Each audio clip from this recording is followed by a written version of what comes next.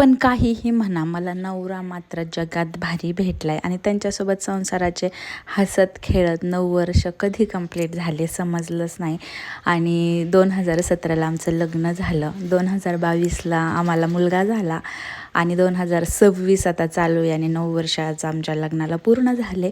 आणि आज होती आमची ॲनिव्हर्सरी, तर त्या निमित्तानेच आहोंनी हा केक आणला होता आणि तो केक आम्ही रात्री 12 वाजताच कट केला.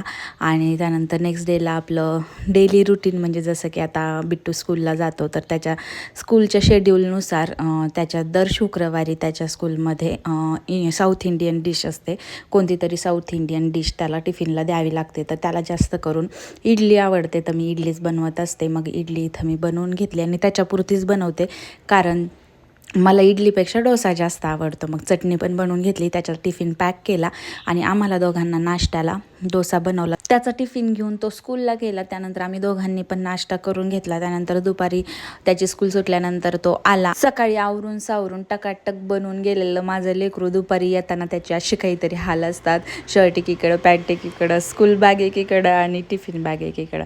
त्यानंतर मग संध्याकाळी आम्ही आवरलं, कारण आम्हाला बाहेर जायचं होतं. आणि तेवढ्यात किशोरदाजी पण आले होते, म्हणजे श्रद्धाचे मिस्टर, म्हणजे माझ्या छोट्या बहिणीचे मिस्टर. तर त्यांनी हा केक आणला होता. त्यानंतर आम्ही ॲनिव्हर्सरी सेलिब्रेट करण्यासाठी बाहेर निघालो. तर बाहेर कुठं जायचं, मग हॉटेल शिवभोज इथे नगरमध्ये नवीनच उघडलेलं आहे, तर मग आहो म्हटले चल तिथे जाऊयात.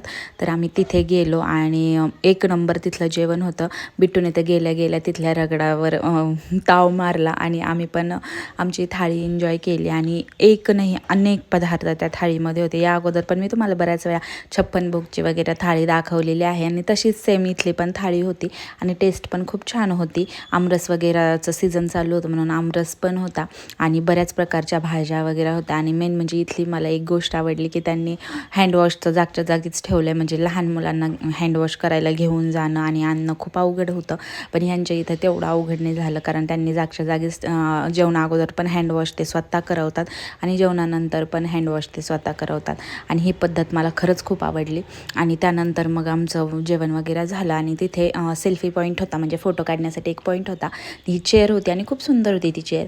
आणि हा जाऊन अशा पद्धतीने तिथे बसला ना, मला खरंच त्याची लगेच फोटो क्लिक करावेसे वाटले आणि मग मी त्याचे फोटोज वगैरे काढले. आणि इथे भगवान शंकरांची मूर्ती पण खूप सुंदर होती आणि इकडे आहोंचं बिलिंग वगैरे पण झालं. तर अशा पद्धतीने सेलिब्रेट केली आम्ही आमची 9वी ॲनिव्हर्सरी.